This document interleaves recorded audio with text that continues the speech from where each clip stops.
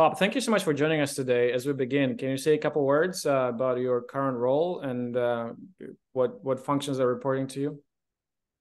Sure. My current role, I'm the CIO, CISO at a very large, or I guess one of the larger software companies for K through 12 software. Hmm. So under me, I have the company is about 2,500 people, large U.S. presence, global presence too. Under me, I have all the responsibilities from security, also IT operations, telecommunications, and user computing, and like enterprise applications. So it's kind of a combined role um, with it's a chief information and security officer. So it's kind of the CIO and CISO role. Got it. Got it. How big is the team? I mean, 2,500 people. Your team must be, because you're kind of straddling both IT Yeah, and security world, must be pretty sizable. we're making a couple of other personnel adjustments. So by the end of the year, by the end of I'd say October, we'll probably have close to 100. Oh, wow. So maybe like 90, 100 folks when everything settles out. But yeah, pretty. It has a lot of that'll also have responsibility for hosting our software too. Some of the like hosting operations, cloud operations for the software. Hmm. Interesting. So that paints the picture of the point in the career trajectory, but how did you get into technology and cybersecurity? What was the starting point? Kind of by accident.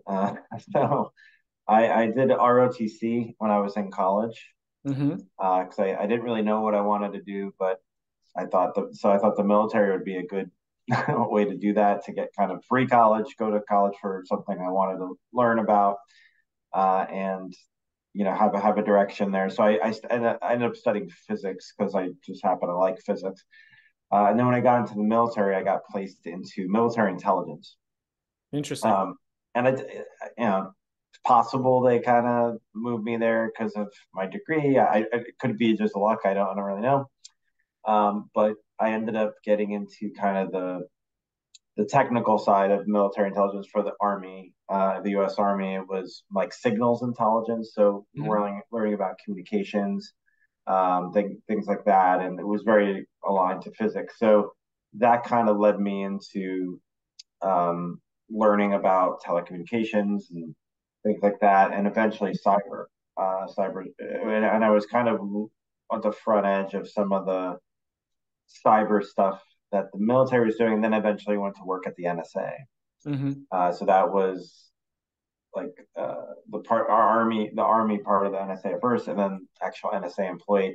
And I actually worked in some of the kind of what we consider like offensive cyber things. So I kind of started on the offensive side, and then when I got out, I converted it to doing protection, working in the security side on for private companies. I understand. I understand. It's an amazing story. It's really interesting. You have exposure to so many different aspects of technology and cybersecurity. I think it gives you a very unique perspective, and from kind of that vantage point, what will be your advice for some of the maybe junior professionals trying to figure out, is it technology, is it cyber, is it both? um, Trying to make this transition, or maybe kind of even more upstream of that, they're still in college, as you mentioned, trying to figure out what they want to be when they grow up. Will Yeah, be it's always, there's so many different things you can be doing at a given point in time, whether it's certifications, networking, with your peers, finding a mentor. There are so many different things you can be devoting yeah. your energy, but I think it's time is everyone's critical resource. And what will be your advice? What are the two, three things they should spend time on to set them up for success in their career?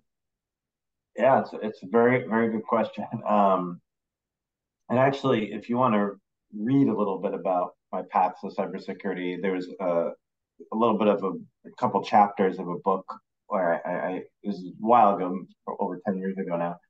I interviewed with this guy, the author Shane Harris, and the name of the book is At War with a little at sign, Uh-huh. ampersand, Really? where he kind of wrote about the story of Iraq and Afghanistan, the war on terror, how that became kind of a technical war, with some of the things we're doing in intelligence. And he interviewed me for the book, and he kind of uses me in the first few chapters to talk about how people got into this space, got into the field in Mm-hmm. cyber. So yeah, just it's a little bit in there, but it's an overall very good book to just talk about that, path if you want to. But kind of leads me to my point is my probably the biggest piece of advice I would give people is early in your career, try to actually do government service.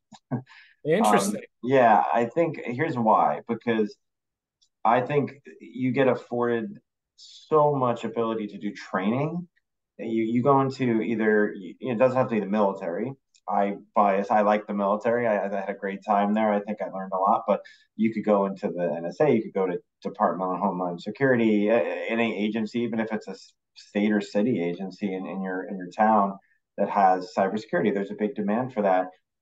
You're going to get paid less money, certainly, than if you were to go directly into, work for a big company. But you get that training, and it's so valuable, and it's usually it's for free, right? And the first, I don't know, 2 years of my military career, I did nothing but training.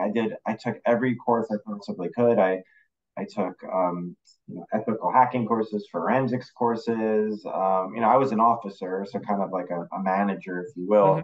So I wasn't necessarily going to be hands on the keyboard doing a lot of this stuff, but I wanted to learn about it. I wanted to understand what my people were doing. And I took 2 years of training. Now, in the private sector, you show up, and I'm in, private sector CIO, CISO now. I want to hire somebody. I don't have time to train them. I want them to be ready to work. I don't have money. I don't have budget to train them either.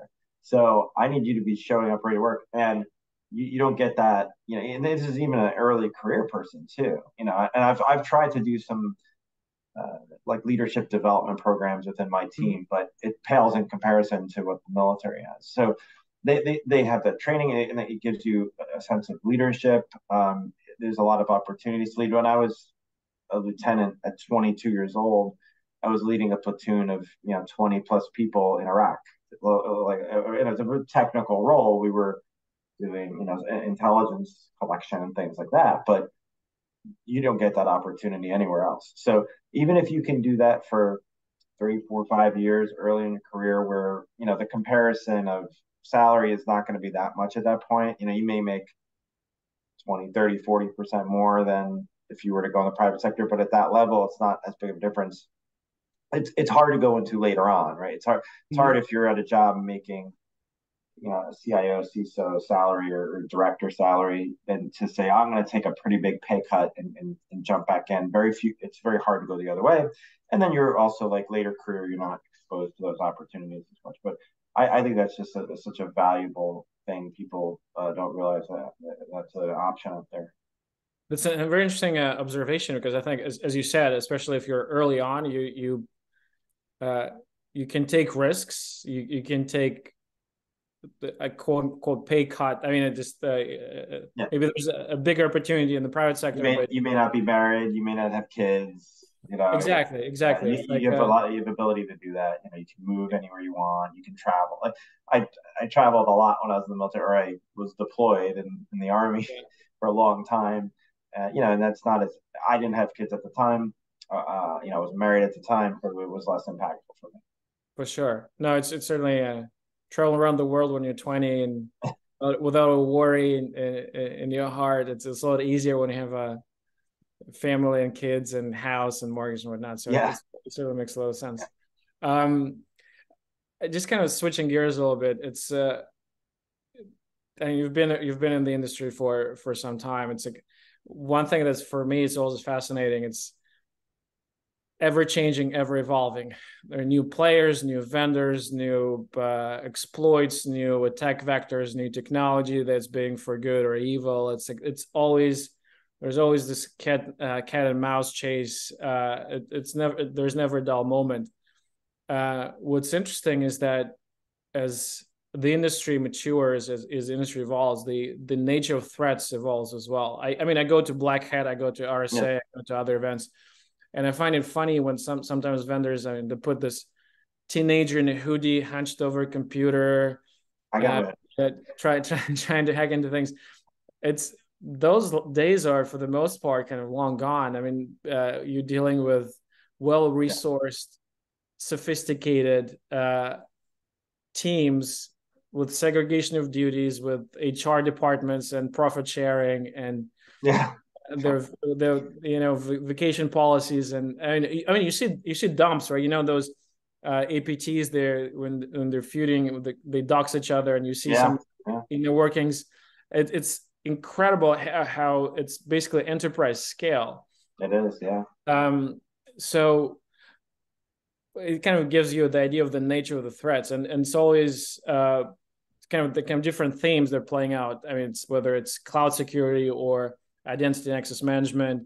I know in your view, what are the top three themes right now that are kind of the most prevalent I don't know, threat vectors from your perspective, given the current landscape?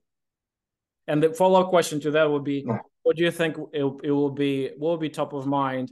I mean, what will be on the headlines on, I was saying, Black Hat 12 months from now, or maybe in 24 months from now?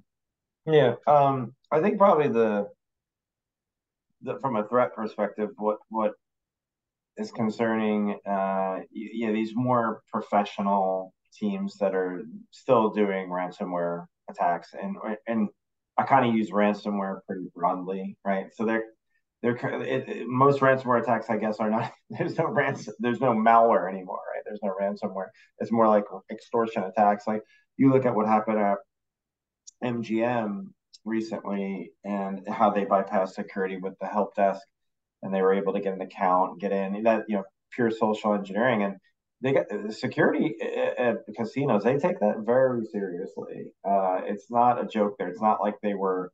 I don't know this for a fact, but most casinos I've ever been around, um, on the IT side, they take security very seriously. So they invested in it. So they were able to be bypassed. If they can be bypassed, a lot of others can be bypassed too. So it's just this persistence with this extortion techniques. They're very good at what they do. It's probably, it's one of the hardest things to protect against. It's really because you have to train people in your organization, find the right people to train. So that's very concerning. How do we fix that? How do we prevent against that type of attack and try to predict what they're going to do next? Now I know what happened at MGM. I can go to my help desk team and educate them. I could go to other people, but what's the next one? I don't know what they're going to try next.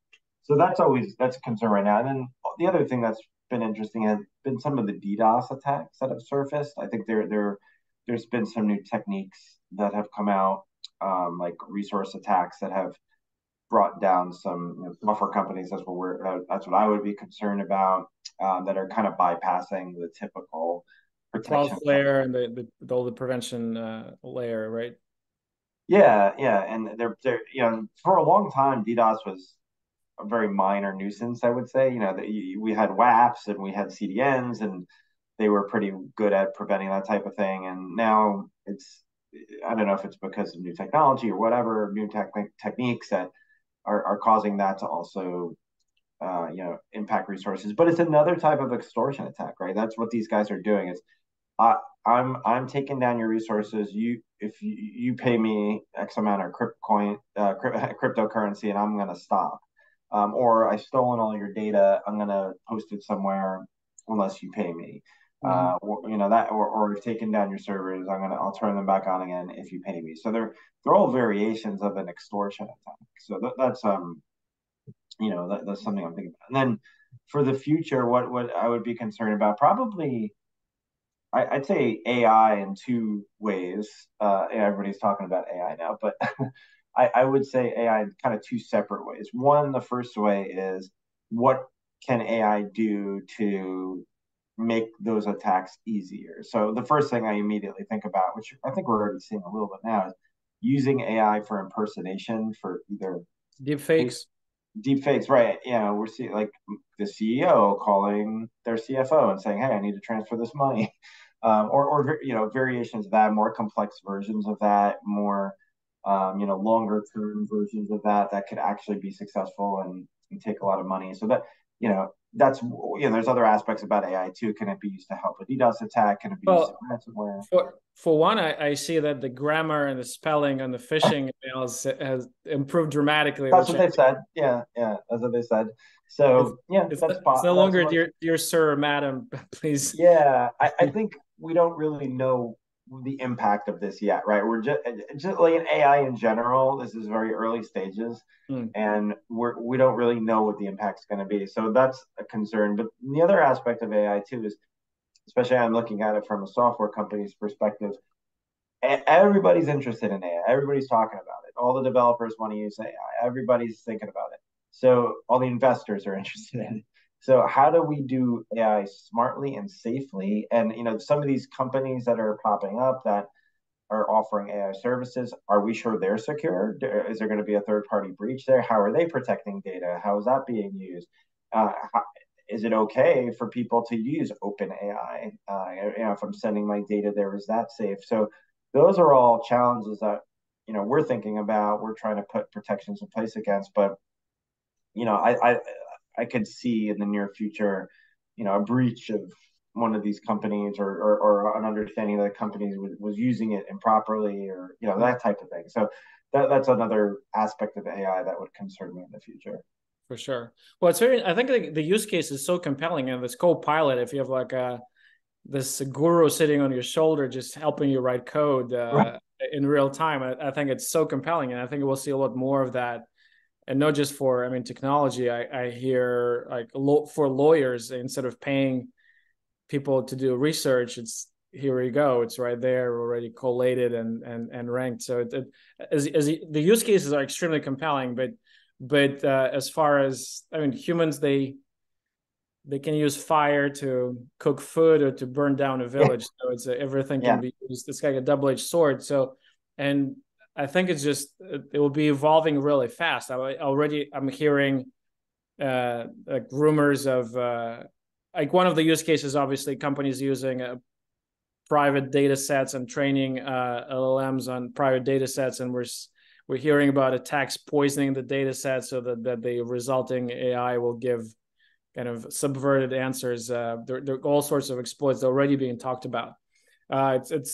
It's certainly fascinating. I mean, it's part of the reason like why it's so fascinating. It's ever changing and revolving. It's always kind of good guys and bad guys battling it out. But I just want to kind of pull the thread in the very first one you said. So from what I heard with MGM, it was a help desk, but it was an IT provider to the casino. Right.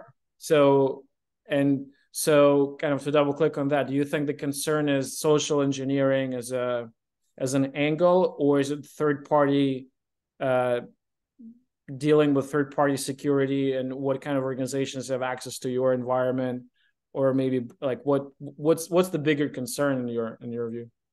Well, yeah, I don't think it was just the nature that it was a third party that did this. I couldn't speak to that. I don't know the third party, and I'm not going to make a comment on that. But I, you know, I think it's just a social engineering itself. It could happen to anybody. Yeah. These guys are good at what they do. They're very persistent. I think the issue is like we share too much information. We put our stuff on LinkedIn. All the executives do that. Like I personally don't put the name of the company on LinkedIn, because it's just another way for them to find out. Mm-hmm. So that's more of the problem than it was a third party. I personally prefer to in-house my IT and security support. I think it's a better value. If you're a CISO or a CIO with 20, 30 years of experience, you've built a network over time, and you can staff and build a team. You can build a team of leaders, and you can get those leaders to bring people in, and you can kind of build your own in-house team. I actually think it ends up being cheaper, more efficient, better performance over time. But that's just how I like to do things, and Sure. I think you could maybe pivot more. So if there was a breach because of social engineering, you could probably train them a little faster, and you get a little more responsiveness. But yeah, I don't. Yeah, I can't see how it was because of the third party. I think it's just Well, unfortunate. you said that the casino companies, they invest so much in cybersecurity. I would Yeah, imagine if it's internal, they you have a little bit more control over yeah, people, over yeah. training, over things like I that. I think I think so. But yeah, there's also an economy of scale. Like if you're in a particular industry that it's going to be tough to hire your own team, or they have to be located in a certain area. Like let's take the casino, right?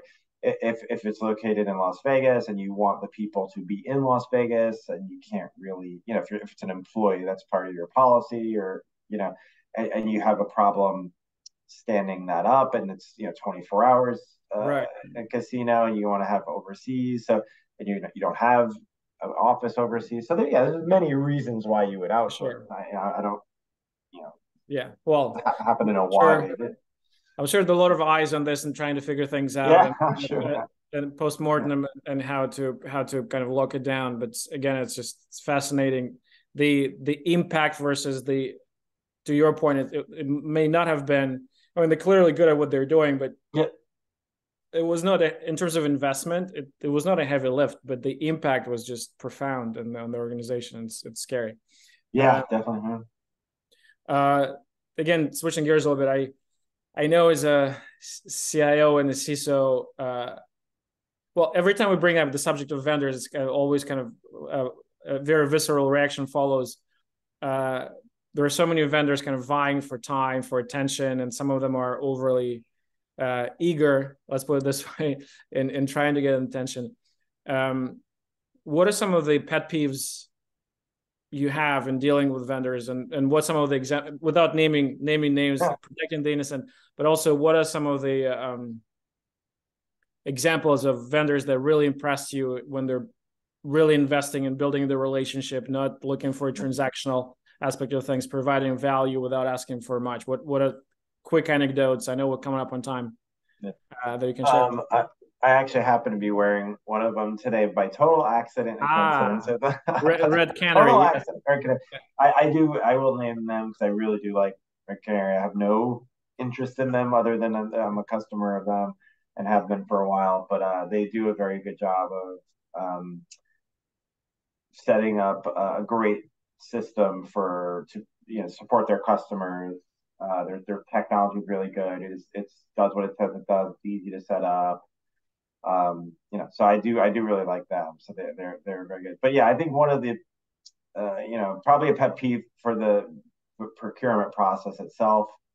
Kind of the old school way of doing things annoy me, where people invite me to, hey, I want to invite you to this steak dinner. We're gonna have a big steak dinner at the most expensive restaurant in Philadelphia. We're coming through your town, and I don't care about that. Please don't, like, that's not gonna make me make a decision to buy your stuff. Or like, hey, we're gonna go to a golf outing, or here's tickets to a football game. Like, first of all, I think it's kind of unethical to do that, but it's also like that's not going to make me make $1 million decision for my company. Like you giving me, a $50 steak is not going to make me make a decision. So, like when I meet with you, I have very little time. Like all people in my position do. I need you to get to the point extraordinarily quickly. Show me the thing. Don't give me the the preamble of like how this company was founded, and they were people that worked in Unit 8200 in Israel. I usually say, "Oh yeah," like literally, I've met about 1,000 people who worked in 8200. Like that doesn't impress me. Like, show me your tool, show me how it can add value, tell me how I can get rid of like 3 other tools if I buy your tool. I care about money and time. Get to the point. So that there's some vendors that do that really well, and some that are still in this kind of old school, like we're gonna wine and dine you, and you build a relationship with me if your tool is great, and you put your money where your mouth is, and you make me look good to my company. That's what I care about. So, and then when after I purchase something, I prefer something that sets up very quickly. I want to get value quickly. I don't want to buy something and let it sit on the shelf. There are a couple of companies that have really impressed me, and I'll name them because I'm going to talk positively about them. Red Canary is one. I think they're great, and another one is Wiz. I think that's another company that has impressed me again by setting. We signed a contract with them, and it took 6 hours to set up their tool, which is amazing. So that's the kind of thing that impresses me, and I got immediate value from them, and they continue to provide value. So that's the type of thing that I look For. Awesome. So don't waste time. Fast time to value. It needs to work out of the box, and It needs to do what you promised. So no bait and switch there. Yeah, and if I can't trust that it does that, if you're like a new company or something, I need to pilot it or get a very trusted referral from a peer, preferably a peer that I know. A lot of companies I've dealt with, they haven't set up their systems to do a pilot or a POC. Well, we can't do that. Like I get it.